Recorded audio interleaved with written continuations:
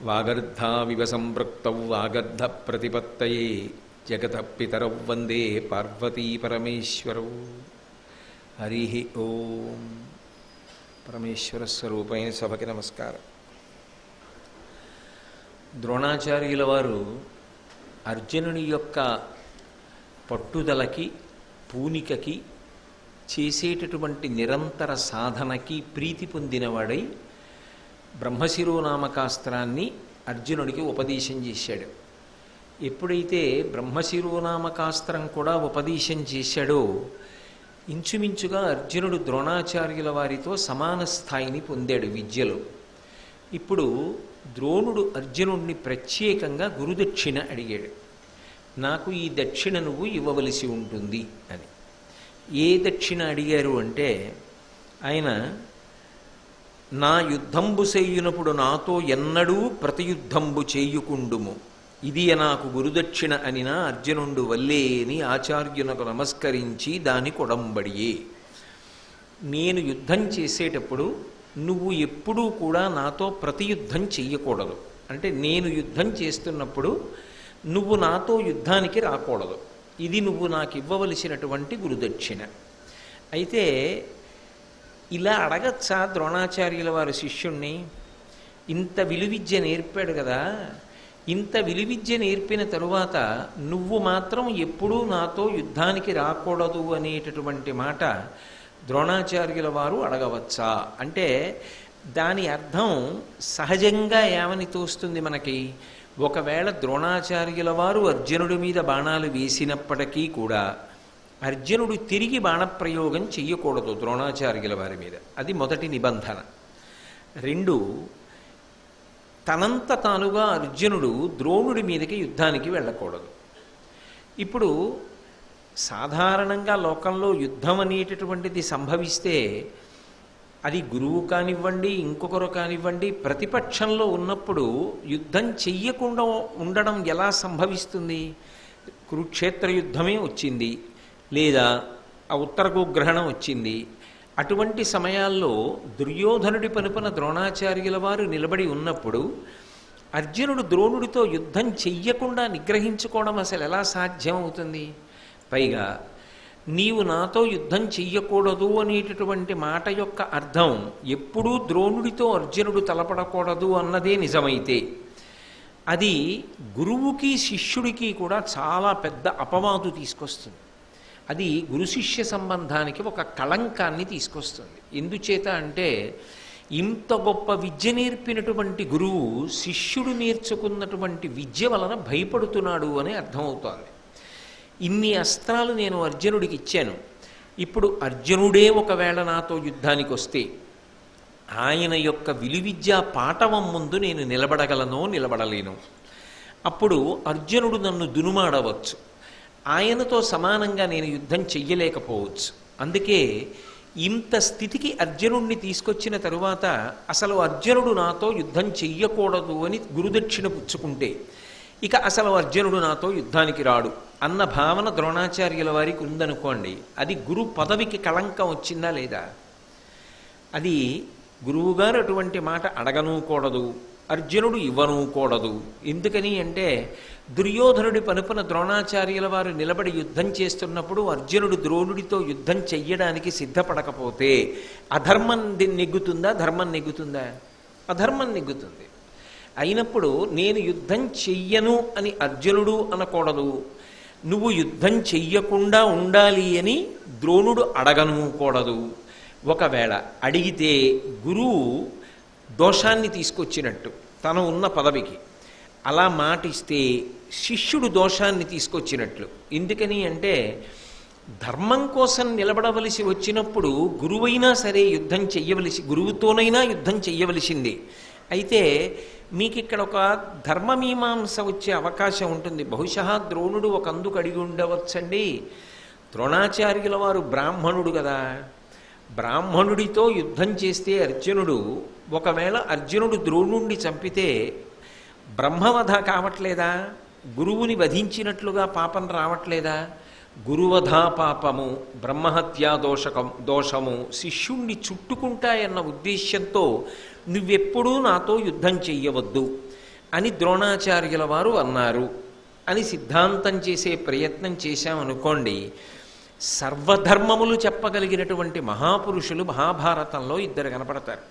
ధర్మరాజు గారిని పక్కన పెట్టేస్తే, ధర్మరాజు ఎన్నడూ ధర్మాన్ని తప్పడు. ధర్మరాజు కాకుండా లోకమునకు హితం చెప్పాలి అంటే ఇద్దరు. ఒకరు వేదవ్యాసుడు, రెండవవాడు భీష్మాచార్యుడు. అసలు నిజానికి శాంతి పర్వం భీష్మాచార్యుల వారు చెప్పినటువంటి మాటలతో కూడుకుని ఉంటుంది. ఇప్పటికీ కూడా లోకంలో పెద్దలు ఒక నమ్మకమైన మాట చెప్తారు. ఎంత అశాంతిలో కుట్టాడుతున్నవాడైనా సరే శాంతి పర్వాన్ని కానీ చదివితే, శాంతి పర్వాన్ని కానీ తల మీద పెట్టుకున్న, శాంతి పర్వం మీద 2 పువ్వులు వేసి నమస్కారం చేసిన మనసులో శాంతి పొటమరిస్తుంది అంటారు. శాంతి పర్వం అంత శక్తివంతం. అసలు రామాయణం చదివితే ముందు సుందరకాండ చదివి బాలకాండ చదవాలి. మళ్ళీ బాలకాండ, అయోధ్యకాండ, అరణ్యకాండ, కిష్కింధకాండ, సుందరకాండ, యుద్ధకాండ చదువుతారు. అంటే మన ప్రమేయం లేకుండానే రామాయణం చదివేటప్పుడు సుందరకాండ పారాయణ అయి 2 మాటలు చదవబడుతుంది. అలాగే మహాభారతం చదివితే మొట్టమొదట శాంతి పర్వం చదువుతారు. శాంతి పర్వం చదవకుండా మహాభారతాన్ని చెప్పరు. మహాభారతం చదువుకోవాలి అంటే ముందు శాంతి పర్వం చదివి తర్వాత ఆది పర్వం దగ్గర నుంచి చదవాలి. మళ్ళీ శాంతి పర్వాన్ని కూడా చదవాలి. ఎందుకు చదవాలి అంటే శాంతి పర్వం శాంతికి పర్యాయ పదం. ఆ శాంతి పర్వంలో భీష్ముడు మాట్లాడాడు అప్పశయ్య మీద పడుకుని.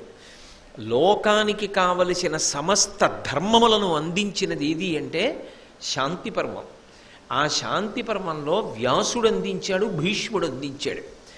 ఇప్పుడు మనకి ఏ ధర్మ సంశయం కలుగుతుందో దాని విషయంలో భీష్మాచార్యుల వారు మాట్లాడారు, వేదవ్యాసుడు మాట్లాడాడు, శాంతి పర్వంలోనే మాట్లాడారు దీని గురించి. నేను మీ సౌలభ్యం కోసం దాన్ని ఉటంకిస్తాను. అందులో భీష్మాచార్యుల వారు ధర్మరాజు గారితో మాట్లాడుతూ అంపశయ్య మీద పడుకుని ధర్మాలు చెప్తూ ఒక మాట చెప్తాడు. శాంతుడుగాకని నాయుధవంతుడై కవియు విప్రు వేదాంతినైన హింసించుట ఎంతయు ధర్మంబు శృతులు ఇట్లని చెప్పున్. ఒక బ్రాహ్మణుడు వేదాంగములు చదువుకున్నవాడు, బ్రహ్మజ్ఞానాన్ని తెలుసుకున్నవాడు, గొప్ప విద్వాంసుడైనప్పటికీ కూడా శాంతుడుగాకని ఆయుధవంతుడై కవియు విప్రు వేదాంతినైనా, ఆయుధాన్ని పట్టుకుని ఆ బ్రాహ్మణుడు యుద్ధరంగంలోకి ప్రవేశించి యుద్ధం చెయ్యడానికి వచ్చి మీద పడుతుంటే అటువంటి వాణ్ణి చంపేస్తే దాని వలన ఏ పాపము రాదు. ఆయన వేదాంతి కానివ్వండి, మహాజ్ఞాని కానివ్వండి, బ్రాహ్మణుడు కానివ్వండి, ఎన్ని చదువుకున్నవాడు కానివ్వండి, ఆయన ఆయుధాన్ని పట్టుకుని యుద్ధానికి వెళ్ళకూడదు. అది ఎవరు చెప్తున్న ధర్మం? భీష్ముడు చెప్పినటువంటి ధర్మం. ధర్మరాజు గారికి అంపశయ్య మీద పడుకుని శాంతి పర్వంలో భీష్ముడు ఏం చెప్పాడో అవన్నీ కూడా పరమసత్యములుగా ఇప్పటికీ పెద్దలు జీవితంలో అనుష్ఠాన పర్యంతంలోకి తెచ్చుకుంటారు. అంత గౌరవాన్ని ఇస్తారు. భీష్మాచార్యుల వారి గురించి చెప్పినప్పుడు శాంతి పర్వం వస్తుంది, అప్పుడు మీరు విందురుగానే. అందులో మరి భీష్ముడు ఈ మాట చెప్తున్నాడు. ఎంత శాంతుడు కాకుండా, ఎంత వేదాంతి అయినా, ఎంత విద్వాంసుడైనా, ఎంత గొప్ప బ్రాహ్మణుడైనా ఆయుధాన్ని పట్టుకుని యుద్ధానికి వస్తే చంపేసేయచ్చు అని చెప్తున్నాడు. అలాగే వేదవ్యాసుడు ధర్మరాజుతో మాట్లాడాడు శాంతిపర్వంలో. మాట్లాడినప్పుడు ఇదే విషయాన్ని గురించి, అలా యుద్ధానికి వస్తే గురువుగారైనా సరే, ఆయుధం పట్టుకుని యుద్ధానికి వచ్చినప్పుడు వేదాంతి అయినా సరే, బ్రహ్మజ్ఞానం ఇరుగున్నవాడైనా సరే చంపవచ్చా చంపకూడదా అంటే కృష్ణుడు కూడా దీని మీద తీర్పు చెప్పాడు ధర్మరాజు గారితో. వేదవ్యాసుడు కూడా తీర్పు చెప్పాడు. చెప్తూ వ్యాస భగవానుడు అన్నాడు, దురముగ గైదువు కొని తన బొరిగొన నేతించునట్టి పురుషుని వేదాంత రహస్య వేది అయినను బొరిగొనినను కిల్బిషంబు వందదు వచ్చా. అవతలవాడు ఎంత గొప్ప వేదాంత రహస్య వేది కానివ్వండి, అంటే ఎన్ని వేదాంత రహస్యములను తెలుసుకున్నవాడు కానివ్వండి, ఎంత గొప్ప జ్ఞానమును పొందినవాడు కానివ్వండి, ఎంత గొప్ప విద్వాంసుడు కానివ్వండి, ఎంత గొప్ప బ్రాహ్మణుడు కానివ్వండి, ఆయన ఆయుధాన్ని పట్టుకుని యుద్ధభూమిలోకి ప్రవేశించి అవతల వాళ్ళని చంపడానికి వచ్చేస్తే, అటువంటి వాణ్ణి మట్టు పెట్టేస్తే, చంపేస్తే, అంటే యుద్ధం చేసి చంపేస్తే, అటువంటి వాడు ఎవడు చంపాడో వాడు కిల్బిషంబు వందదు వచ్చా, అటువంటి వాడికి పాపము లేదు అని వేదవ్యాసుని తీర్పు, అని అవతల భీష్మాచార్యుల వారి తీర్పు. అంటే ఇవి రెండు పరమసత్యములు. ఎందుకని? ఏదైనా ఒక విషయాన్ని చెప్పాలి అంటే వేదమును ప్రమాణం చేసి చెప్తారు, అప్పుడు అది పరమధర్మమని గుర్తు.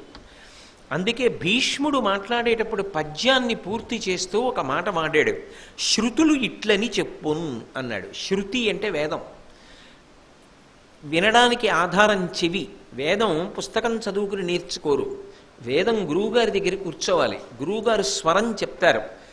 ఆ ఉదాత్త అనుదాత్త స్వరిత అని పైకెత్తవలసిన చోట పైకి, కిందకి దింపవలసిన చోట కిందకి, సమానంగా పలకవలసిన చోట సమానంగా పలకాలి. అలా గురువుగారు చెప్తుండగా చెవిని ఆధారం చేసుకుని విని శిష్యుడు వేదమంత్రాన్ని పలుకుతాడు. అందుకని దానికి శృతి అని పేరు. ఆ వేదము చెప్తోంది అని భీష్మాచార్యుల వారు చెప్తున్నారు. అంటే ఇప్పుడు పరమ సత్యము కదా, తిరుగులేని ప్రమాణము కదా. అయినప్పుడు వేద ప్రమాణానికి వ్యతిరేకంగా ద్రోణుడు గురుదక్షిణ అడగచ్చా అర్జునుణ్ణి? నువ్వు నాతో యుద్ధము చెయ్యవద్దు అని అడిగితే వేద విరుద్ధమైనటువంటి గురుదక్షిణ అడిగినట్టే కాదా? అప్పుడు అది అధర్మమే కదా. అధర్మం అయినప్పుడు దాన్ని ఇవ్వకూడదు కదా. ఇచ్చేశాడు అనుకోండి అర్జునుడు. ఇచ్చేసిన తర్వాత రేపు పొద్దున్న గురువుగారు యుద్ధానికి వచ్చారు. కురుక్షేత్రంలో రాలాబరి ద్రోణాచార్యుల వారు యుద్ధానికి వచ్చినప్పుడు యుద్ధం చేశాడు, విరాట పర్వంలో యుద్ధం చేశాడు. అప్పుడు మరి తప్పు వచ్చిందా లేదా? వాక్కుని అతిక్రమించిన దోషం అర్జునుడికి పడిందా లేదా? మరి ఎలా అడిగాడు ద్రోణాచార్యుల వారు? భయంతో అడిగినా తప్పే, పిరికితనంతో అడిగినా తప్పే, నాతో యుద్ధానికి రావద్దని అడిగినా తప్పే, ఎలా అయినా తప్పే. కానీ ఆ మాటని చాలా చాలా జాగ్రత్తగా అన్వయం చేసి అర్థం చేసుకోవాలి. ద్రోణుని యొక్క హృదయం ఏమిటంటే, ఇన్ని నేను శిష్యునికి కట్టపెట్టిన తరువాత శిష్యుడు పాపరహితుడై ఉండాలి. శిష్యుడు ఎన్నడూ కూడా పాపమును పొందకూడదు. గురువు ఉద్ధారకుడు. ఉద్ధారకుడు అంటే పైకెత్తేటటువంటి లక్షణం ఉన్నవాడు. ఏ స్థాయిలో ఉన్నాడో ఆ స్థాయి నుంచి పైకెత్తుతూ ఉండాలి గురువు. అయినప్పుడు ఉద్ధారకత్వమునందు అంతర్లీనమైన ప్రతిపాదన ఏది ఉంటుంది? శిష్యుడు పాప పంకిలమునందు చుట్టుకోబడకుండా చూసుకోవాలి. ఎప్పుడు తప్పు వస్తుంది అర్జునుడికి? తనంత తానుగా గురువు మీదకి యుద్ధానికి వచ్చాడు అనుకోండి, ఏ కారణం చేతనైనా, నా దగ్గర ఇంత అస్త్రవిద్య ఉంది, ద్రోణాచార్యుల వారైతే మాత్రం అక్కడ యుద్ధం చేస్తుంటే నేను వెళ్ళి ఆయన మీద యుద్ధానికి వెళ్తాను అన్నాడు అనుకోండి, తప్పే. ద్రోణుడు అర్జునుడి మీదకి యుద్ధానికి వచ్చాడా? రాలేదుగా. ద్రోణుడు అర్జునుడి మీదకి యుద్ధానికి వస్తే అర్జునుడు ద్రోణుడి మీదకి యుద్ధానికి వెళ్ళాలి. అసలు ద్రోణాచార్యుల వారు అర్జునుడి మీదకి యుద్ధానికి రాకుండా అర్జునుడు ద్రోణాచార్యుల వారి మీదకి వెళ్ళి బాణప్రయోగం చేశాడు అనుకోండి, అది ఆయన శరీరానికి తగులుతుందా తగలదా? అప్పుడు అది గురుద్రోహం, అప్పుడు అది గురువు పట్ల చేసిన మహాపచారం, అది కట్టి కుడిపేస్తుంది. ఈ పాపం అర్జునుడిని చుట్టుకోకూడదు. చుట్టుకోకుండా ఉండాలి అంటే ఒక నియతి పెడుతున్నాడు ద్రోణాచార్యుల వారు. ఏమిటి ఆ నియతి అంటే, నీవు ఎన్నడూ కూడా మొదటి యుద్ధానికి రాకూడదు నాతో, దానివల్ల నేను యుద్ధం చేసే పరిస్థితి రాకూడదు. నువ్వు వచ్చి బాణం వేశావనుకో, ఇంత శక్తి నీకు ఇచ్చేసాను, అప్పుడు నేనేం చేయాలి? నాతో సమానుడు నువ్వే, నేను నీతో బాణం వెయ్యాలి. అంటే రెచ్చగొట్టిన వాడు ఎవరయ్యాడు? నువ్వయ్యావు. నువ్వు నేను యుద్ధం చేసుకోవడం మొదలు పెడితే అది ఏ కారణం చేత యుద్ధమైనా ఎంత పెద్ద స్థాయికైనా వెళ్ళిపోవచ్చు. ఎందుకంటే మన ఇద్దరికీ ఇప్పుడు అస్త్రములు సమాన స్థాయిలో తెలుసు. నాకున్న విద్యనంతా నీకు ఇచ్చా. దీని వలన సమాజమునందు ధర్మం పోతుంది. అయోగ్యుడికి గురువుగారు ఇచ్చేశాడు విద్యనంతా, వాడు అన్నీ నేర్చుకుని తిరగబడి గురువు మీదకి వచ్చాడు. గురువు తప్పక యుద్ధం చేశాడు. ఆయన అస్త్రం వేశాడు, ఈయన అస్త్రం వేశాడు, లోకాలు పోయి అన్న మాట రాకూడదు. రాకూడదంటే గురువుని నేను కనుక నేను ముందు బాణం వేశాననుకో, నువ్వు యుద్ధం చెయ్యి. అప్పుడు దోషం నాకు వస్తుందేమో, నీకు రాదు. ఏమిటి ఎందుకంత తాపత్రయం అంటే, శిష్యుణ్ణి ఉద్ధరించుకోవాలి, శిష్యుణ్ణి కాపాడుకోవాలి. పొర్రపాటున కూడా శిష్యుడికి పాపం అంటకూడదు.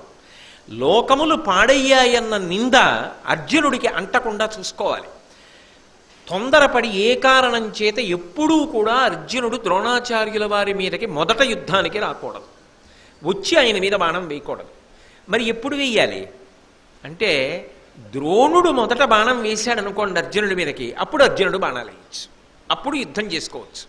యుద్ధం చేసిన తర్వాత జయాపజయములు విధి నిర్ణీతములు, ఒకవేళ ద్రోణుడు మరణించవచ్చు. ద్రోణుడు మరణిస్తే అప్పుడు అర్జునుడికి దోషం వస్తుందా? రాదు. ఇందాకనేగా మీకు చెప్పా, భీష్మాచార్యుల వారు చెప్పారు, వ్యాసుడు చెప్పాడు.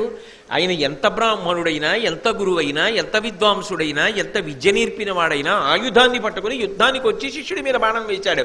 శిష్యుడు ఆత్మ సంరక్షణార్థం బాణం వేశాడు, యుద్ధం జరిగింది, చంపేశాడు అర్జునుడు. ఇప్పుడు దోషం వస్తుందా అర్జునుడికి? రాదు. అంటే ఇప్పటి వరకు ద్రోణాచార్యుల వారు ఎప్పుడైనా కోదండాన్ని పట్టుకున్నారని కానీ బాణం వేశారని కానీ మీకు మహాభారతంలో కనపడిందా? కనపడలేదు. అంటే అన్యథా చెప్పకుండా ద్రోణుడు ఒక మాట చెప్తున్నాడు. ఏమని? నా అవతార పరిసమాప్తికి గుర్తు ఏమి? నేను కోదండాన్ని పట్టుకుని యుద్ధరంగంలోకి రావడమే. నేను ధనస్సు పట్టుకుని యుద్ధానికి వచ్చాను. ఆనాడు అర్థం ఏమిటంటే, ఎక్కడి నుంచి వచ్చానో అక్కడికి నన్ను నువ్వు పంపించేసాయి. నా అవతార పరిసమాప్తి నీ చేతిలోనే ఉంటుంది. ఎందుకంటే నన్ను అడ్డగలిగిన వాడు ఉండడు, నన్ను చంపగలిగిన వాడు ఉండడు. కాబట్టి నువ్వు అప్పుడు నాతో యుద్ధం చేసి నన్ను నిగ్రహించవచ్చు, నన్ను ఆపవచ్చు.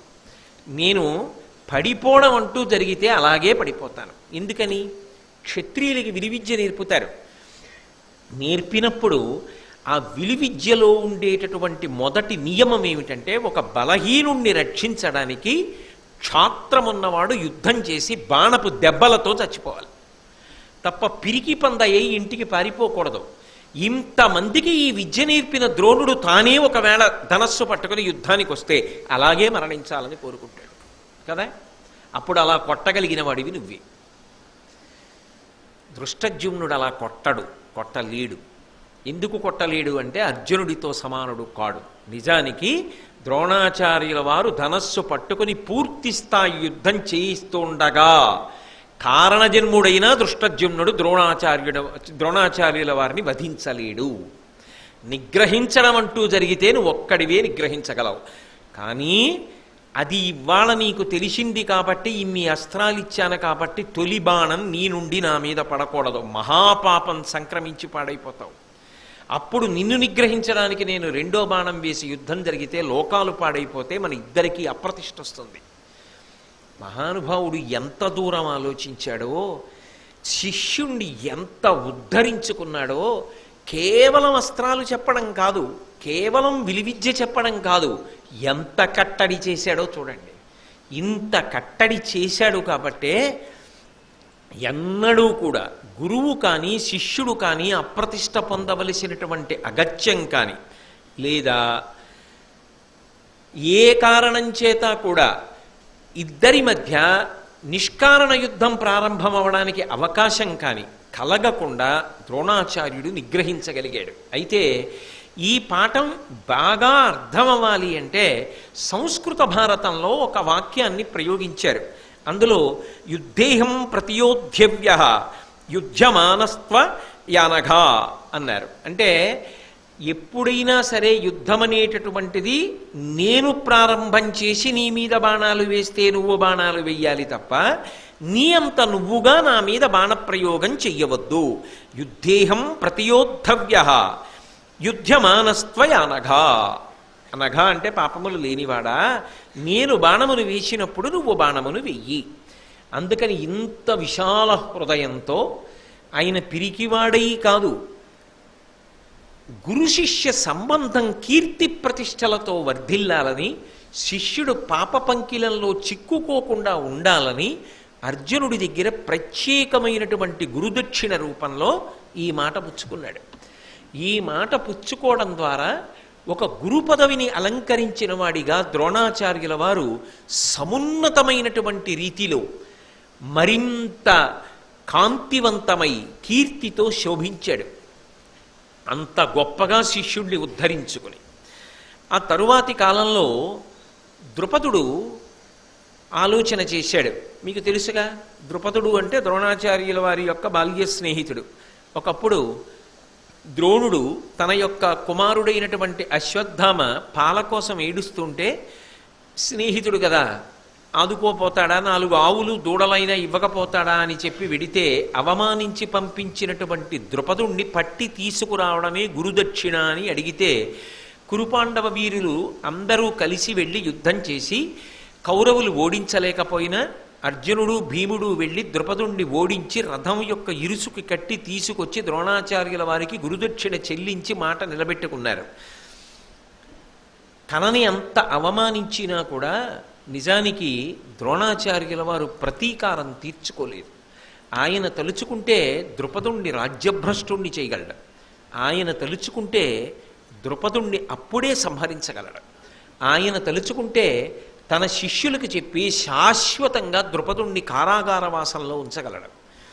కానీ ఆయన స్నేహాన్ని మాత్రమే కోరుకున్నాడు. అందుకే మన ఇద్దరి యొక్క స్నేహం గుర్తొచ్చిందా అని అడిగాడు. ద్రుపదుని యొక్క రాజ్యాన్ని ద్రుపదునికి ఇచ్చేశాడు, తిరిగి పంపించేశాడు. పంపించిన ద్రుపదుడు మాత్రం 2 విధాలుగా ఆలోచించాడు. ఆ ఆలోచనకి ఏమని అర్థం చెప్పాలో ఆశ్చర్యంగా ఉంటుంది. అసలు యుద్ధంలో తనని ఓడించి ఇరుసుకి కట్టి పట్టుకెళ్ళిన వాడెవరు? అర్జునుడు. అర్జునుడు యొక్క యుద్ధం చూసి ప్రీతి చెందాడు. అసలు తనని కట్టి పట్టుకెళ్ళిన వాడి మీద ప్రేమ పుట్టింది. ఎంత గొప్ప వీరుడురా, ఎంత గొప్ప యుద్ధం చేశాడురా, నన్ను ఎంత గొప్పగా బంధించి తీసుకెళ్ళాడు ద్రోణాచార్యుల వారి దగ్గరికి అన్నాడు తప్ప అంత గొప్పగా తీర్చిదిద్దినవాడు ద్రోణుడని మాత్రం అనలేకపోయాడు. ఎందుచేత అంటే నా స్నేహితుడు నా అవమానమునకు కారణమయ్యాడని ద్రోణాచార్యుల వారి మీద పగ పెంచుకున్నాడు. ఒక్కొక్క వ్యక్తి జీవితంలో ఒక్కొక్క సంఘటన జరుగుతుంది. ఆ సంఘటన మనిషి ఎలా ఆలోచిస్తాడు అన్నదాన్ని బట్టి అతని భవిష్యత్ ఆధారపడి ఉంటుంది. ద్రుపదుడు బహుశः ఆ సమయంలో ఇంకొకలా ఆలోచించి, నేను ఎంత తప్పు చేశాను ద్రోణుడు నా దగ్గరికి వచ్చినప్పుడు, కానీ నా స్నేహితుడు ద్రోణుడు నన్ను అలా చేయలేదే, అంత గొప్ప శిష్యుల్ని తయారు చేసి నన్ను బంధించి తీసుకెళ్ళాడే, అయినా వదిలిపెట్టేశాడే, ఇక పైన ద్రోణుడితో శాశ్వత స్నేహాన్ని నిలుపుతాను అని అనుకుని ఉంటే బహుశः మహాభారతం ఎటువైపుకి తిరిగి ఉండేదో. కానీ నేను మీతో ద్రోణాచార్యుల వారి జీవితం గురించి ప్రారంభం చేసినప్పుడే ప్రసంగం ఒక మాట చెప్పా. ఎప్పుడు ద్రోణుడు పుట్టాడో అప్పుడే ద్రోణుడి మృత్యువు కూడా పుట్టాలి. ఎందుకంటే ఇది మర్త్యలోకం కనుక. అందుకే అదే సమయంలో వృషతుడికి మేనకని చూసిన కారణం చేత ఈ ద్రుపదుడు పుట్టాడు. అక్కడ భరద్వాజుడికి ద్రోణుడు పుట్టాడు. ద్రోణుడికి పక్కనే ఈ ద్రుపదుడు పుట్టాడు అంటే నిజానికి ద్రుపదుడి రూపంలోనే ద్రోణుడి మృత్యువు కూడా వచ్చేసింది. ద్రుపదుని యొక్క కొడుకు ద్రోణుడి యొక్క వధకి కారణమై ఉండొచ్చు, కానీ పగ మాత్రం ద్రుపదుడిదే కదా. ఆయన ఏమనుకున్నాడంటే 2 రకాలుగా ఆలోచించాడు. ఇంతటి మహావీరుడు, ఇంతటి విలువిద్యా నైపుణ్యం ఉన్నవాడు, నన్ను యుద్ధరంగంలో ఓడించినటువంటి వాడు అర్జునుడు. ఆ అర్జునుడితో నాకు శాశ్వతమైనటువంటి బంధుత్వం కలగాలి. బహుశः అర్జునుడి యొక్క బంధుత్వం భవిష్యత్తులో తనకి గొప్ప రక్షణనిస్తుందనుకున్నాడు. ఆయన యొక్క యుద్ధ విద్యని చూసి చాలా ముచ్చట పడిపోయి ఆయనతో బంధుత్వం కలుపుకోవాలనుకున్నాడు.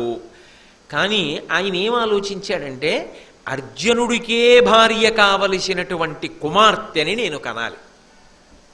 అక్కడ వరకు బాగానే ఉంది, ఏదో మంచిగా ఆలోచించాడు, అందులో తప్పు పట్టడానికి లేదు. కానీ 2వ పార్శ్వం మాత్రం చాలా దారుణంగా ఆలోచించాడు.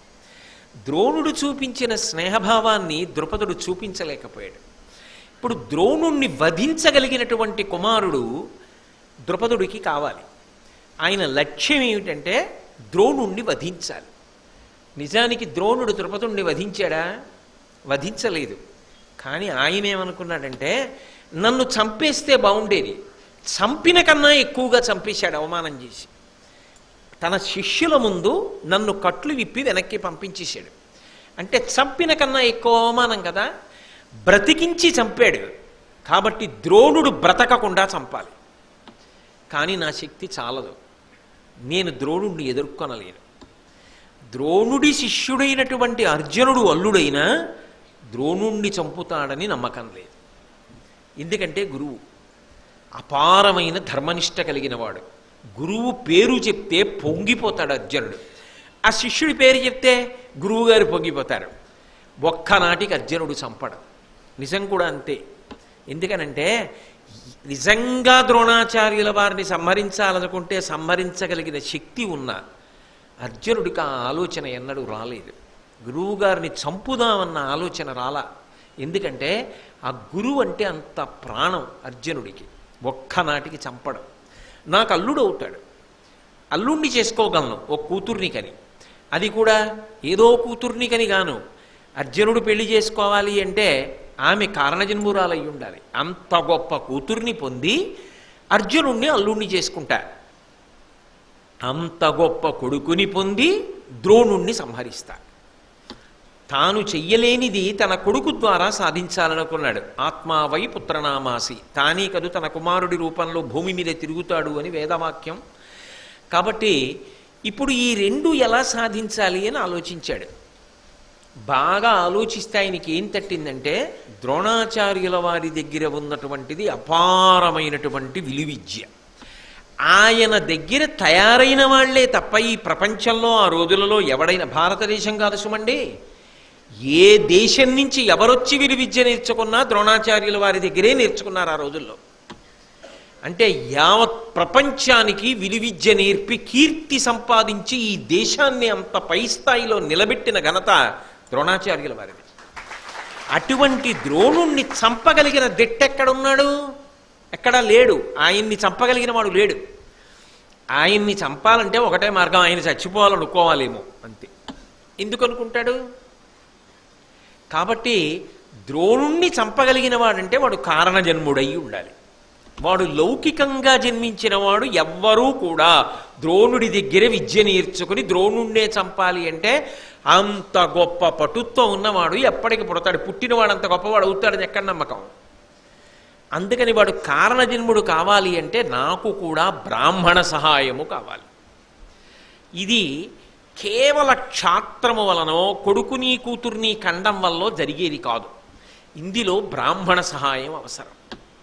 కాబట్టి నేను రాజ్యాన్ని రాజ్య పరిపాలనని పక్కన పెట్టి మంత్రులకు అప్పగించి బ్రాహ్మణ సేవ చేస్తూ వెడతా. అటువంటి మహావీరుడైనటువంటి కొడుకుని, అంత గొప్ప కూతుర్ని నాకు బిడ్డలుగా పొందగలిగినటువంటి అవకాశాన్ని, అధికారాన్ని యజ్ఞం చేసి కట్టబెట్టగలిగినటువంటి మహాపురుషులు ఎక్కడున్నారో వెతుక్కుంటారు అని బయలుదేరాడు. బయలుదేరి భారతదేశం అంతటా తిరుగుతున్నాడు. ప్రత్యేకించి నదీ తీరాలలో కుటీరాలు వేసుకుని ఉంటారు. వానప్రస్థాశ్రమము అని. గృహస్థాశ్రమం తర్వాత వానప్రస్థాశ్రమం స్వీకరించి కేవలం భార్యతోటి తపస్సు చేస్తూ ఉంటారు, ఇంద్రియములను నిగ్రహించి. మహాతేజోమూర్తులు, గొప్ప గొప్ప విద్యలను అభ్యసించిన వాళ్ళు ఎక్కడున్నారు? వాళ్ళ ద్వారా చేయించాలి ఆ యజ్ఞం. కాబట్టి ఇప్పుడు వాళ్ళని వెతుక్కుంటూ తిరుగుతున్నాడు. తిరగగా తిరగగా తిరగగా తిరగగా ఆయనకి ఒక చోట అనేక దేశాలు తిరగగా గంగా నదీ తీరంలో వానప్రస్థ ఆశ్రమంలో ఉన్నటువంటి కాశ్యప గోత్రానికి సంబంధించినటువంటి యాజీ, ఉపయాజీ అనబడేటటువంటి అన్నదమ్ములు దర్శనమయ్యారు. ఎవరినో విచారణ చేశాడు. వీళ్ళిద్దరిలో ఎవరు సమర్థుడు అని అడిగాడు. మరి బ్రహ్మస్థానంలో కూర్చుని యజ్ఞం చేయించాలిగా. అందులో నైపుణ్యం చూడండి. పెద్దవాడు కదా అని చట్టుకునేం తొందరపడలేదు. పెద్దవాడైతే మాత్రం చిన్నవాడు గొప్పవాడు కాకూడదని ఎక్కడుంది? అందుకని వీళ్ళిద్దరిలో ఎవరు బాగా సమర్థత కలిగిన వాడు, అంత గొప్ప యజ్ఞం చేయించాలంటే ఇద్దరు కారణజన్ములు సృజింపబడేటట్టుగా చెయ్యాలంటే మాటలా. కాబట్టి ఎవరు చేయిస్తారని అడిగారు. అడిగితే ఎవరో అన్నారు, తమ్ముడు గొప్ప సమర్థుడు, అన్నగారి కన్నా కూడా తమ్ముడే గొప్ప తపశ్శక్తి ఉన్నవాడు, ఆయన చేయించగలడు అన్నారు. ఈయన ఉపయాజి దగ్గరికి వెళ్ళాడు. వెళ్ళి ఆయనకి నమస్కారం చేశాడు. ఆయన కనుబొమ్మలు ఎగరేశాడు. ఏమన్నాడు? ఆయన ఏం పెద్ద మాట్లాడు. ఆయన హడావిడి, ఆయన తపస్సు ఆయనది. కాబట్టి ఈయన ఆ ఉపయాజి దగ్గరికి వెళ్ళి, మునినాథ, నాకు సత్సుత జననంబగునట్టి క్రతువు సద్విధి గావించిన కృతకృత్యుడనగుదుం కొనుమిచ్చద నీకు లక్ష గోధేనువులన్ అన్నాడు. నాకు 2 కోరికలున్నాయి. ఒకటి, అర్జునుడికే భార్య కాదగినటువంటి ఒక గొప్ప కన్యకామణి నాకు కూతురుగా రావాలి. అటువంటి కూతురు పుట్టడానికి యజ్ఞం చెయ్యాలి. అలాగే అవధ్యుడు ఎవ్వరూ చంపలేరు ద్రోణుణ్ణి. భరద్వాజ మహర్షి యొక్క కుమారుడు. అటువంటి ఆ ద్రోణాచార్యుల వారిని యుద్ధంలో చంపగలిగినటువంటి కొడుకు నా కడుపున పుట్టాలి. ఈ 2 కోర్కెలు తీర్చడానికి మీరు నా పనుపున యజ్ఞం చేస్తే, నా కోర్కెలు తీరేటట్టుగా నన్ను అనుగ్రహిస్తే మీకు 1,00,000 పాడి ఆవులు ఇస్తాను. గోధేనువులన్ అంటే ఏమిటంటే దూడలు కలిగినటువంటి ఆవులు. దూడ వచ్చి ఆ పాలు తాగుతుంటే పాలు విడిచిపెట్టేటటువంటి స్వభావం ఉన్నటువంటి ఆవు దూడ ఆ పొదుగులో వెళ్ళి ముట్టి పెట్టి గుద్దడం, అది పాలు విడిచిపెట్టడం, ఆ పాలు పితుక్కోవడం, అదొక విశేషమైనటువంటి గొప్ప విశేషం. ఎందుకంటే ఏదో దూడని విడిచిపెట్టేసి లాగేయడంలో క్రౌర్యం ఒక్కటే ఉండదు సుమండి. ఎందుకో తెలుసా? నిజంగా దూడకి పాలన్నీ తాగించేశారనుకోండి వాతం కమ్ముతుందని చెప్పారు నాతో కొంతమంది వైద్యులు. అలా చెయ్యకూడదండి ప్రారంభంలో తప్ప, తర్వాత కొన్ని పాలు తీయవలసిందే. అన్ని పాలు దూడే తాగితే దానికి వాతం కమ్ముతుంది అని కొన్ని పాలు మాత్రం పట్టి అది గ్రాసాన్ని తినడం అలవాటు చేస్తారు. మెల్లిమెల్లిగా పసరిక అవి తినడం అలవాటు చేస్తారు. కాబట్టి అందులో ఏదో హింసో, ఆ పాలు పాలు మనమే పిండేసుకోవాలనేటటువంటి క్రౌర్యమో ఉందని సిద్ధాంతాలు చేయకూడదు. కాబట్టి దూడలు కలిగినటువంటి ఆవులు 1,00,000 ఆవులను నీకు దానం చేస్తాను. నువ్వు నాకు ఈ ఉపకారం చేసి పెట్టు. ఏ ఉపకారం? ద్రోణుణ్ణి చంపగలిగిన కొడుకు, అర్జునుడికి భార్య కాగలిగిన కూతురు, ఆ యజ్ఞ ఫలితంగా నాకు కలగాలి. ఆయన ఒక క్షణం ఆలోచించి ఒక మాట అన్నాడు. నేను ఏ ప్రతిఫలాన్ని ఆశించను. నాకు ఈ ఫలం కావాలన్న కోరిక లేదు. నేను ఎప్పుడూ తపస్సు చేసుకుంటూ ఉంటాను. ఏ కోరిక లేకుండా ఉంటాను. కాబట్టి నువ్వు 1,00,000 పాడి ఆవుల్ని ఇస్తాను అని చెప్పి నాతో అన్నావు. నువ్వు అన్న మాటలకి పొంగిపోయి యజ్ఞాలు చేయించేటటువంటి వర్గానికి చెందినవాడను నేను కాదు. కాబట్టి నువ్వు తప్పు తలుపు తట్టావు. నువ్వేదో పాడి ఆవుల్ని ఇస్తానంటే నేను పొంగిపోయి తప్పకుండా వచ్చి నీకు యజ్ఞం చేసి పెడతానని నువ్వు అనుకున్నావు. అసలు నేను అటువంటి ఫలసంధి ఉన్నవాడిని కాను. ఆ ఫలాన్ని కోరుకునేవాడిని కాదు. అందుకని అలా ఎవరైనా ఫలాన్ని కోరుకుని చేయించేవాళ్ళు ఉన్నారేమో అటువంటి వాళ్ళని వెతుక్కో అంటే ఆయన ఎంత నిస్వార్థంగా ఉంటాడో, ఎంత ప్రతిఫలాపేక్ష లేకుండా ఉంటాడో, ఎంత గొప్ప హృదయం ఉన్నవాడో ఆలోచించండి. అక్కడ తప్పట్టుకున్నాడు. అంటే నిజానికి ఏమని అడగాలి? అయ్యా మీరు అనుగ్రహించి నా కోరిక తీర్చండి అని అడిగితే ఏమనేవాడు? నీకేదో ఇది నేను చేసి పెడతానేమిటి? ఆయనకి ఉపకారం చేయగలిగిన వాడా? ఈ మాటకి కోపం వచ్చింది ఉపయాజికి. అందుకని ఆయన అన్నాడు, ఫలాన్ని ఆశించి పనులు చేయడం నాకు అలవాటు లేదు, అలా చేసేవాళ్ళు ఎవరైనా ఉంటే వెళ్ళన్నాడు. అని ద్రుపదుడు తప్పు తెలుసుకున్నాడు. ఓ ఈ మాట నేను అనకూడదు, అనకుండా ఆయన అడగవలసింది. అడిగితే ఆయన ప్రసన్నుడైతే చేసి పెట్టేవాడు. ఆ తర్వాత ఆయనకి కావాలంటే ఏమైనా అడిగేవాడేమో. కానీ నేనేమిటి బేరం పెట్టడం? ద్రోణాచార్యుల వారి వధ చెయ్యగలిగిన కొడుకు పుట్టడానికి, అర్జునుడికి భార్య కాగలిగినటువంటి కూతురు పుట్టడానికి ఖరీదు 1,00,000 ఆవులే దూడలునే? అదే నేను నీకు ఇస్తానని మాట్లాడే పద్ధతి. ఆవు దూడ ఎంతైనా గొప్పవనుకోండి, కానీ అదే ఆ బేరం ఆడినట్లుగా లేదది. అందుకని దోషాన్ని తెలుసుకున్నాడు. తెలుసుకుని 1 సంవత్సరం పాటు వెళ్లకుండా ఆ ఉపయాజిని సేవిస్తూనే ఉన్నాడు. ఎక్కడికి వెళ్ళాల, అక్కడే ఉండి ఆయన్ని సేవించడం అంటే ఏమిటి? ఆయన నిద్ర లేచేటప్పటికి పర్ణశాలంతా శుభ్రం చేయడం, ఆయన స్నానానికి ఎడుతుంటే ఆయన పంచి పట్టుకుని వెనకాతల వెళ్ళడం, ఆయన స్నానం చేసిన తర్వాత తడిబట్ట పిడిచి ఆరేయడం, ఇలా చెయ్యగలిగిన శుశ్రూష అంతా చేస్తున్నాడు. నేను రాజుని అన్న అహంకారం అంతా పక్కన పెట్టేశాడు. ఇంత వినయంగా ఉన్నవాడి లోపల ఎంత పెద్ద అగ్నిపర్వతం ఉంది. ఈ వినయం అంతా దేనికోసం? ద్రోణుణ్ణి చంపే కొడుకు కోసం. ఎంత గొప్ప స్నేహితుడు దొరికాడు ద్రోణాచార్యులు వారికి జీవితంలో. కాబట్టి ఆయన గొప్పతనం, ఆయన ధర్మం ఈయనకి తెలిసి రానేలేదు. ఆయన స్నేహధర్మమే ఈయనకి అర్థం కాల. 1 సంవత్సరం పోయిన తర్వాత ఉపయాజీ అన్నాడు, నువ్వు యజ్ఞం చెయ్యాలి, ఓ కూతురు కొడుకు కావాలి అని అడిగావు కదూ, అది మా అన్నయ్య చేయిస్తాడు, మా అన్నయ్య యాజి ఇక్కడే దగ్గరలో ఉంటాడు అని ఒక అద్భుతమైన మాట చెప్పాడు. అసలు ఆ మాట ఆయన తప్ప ఎవరైనా చెప్పగలరా అనిపిస్తుంది నాకు.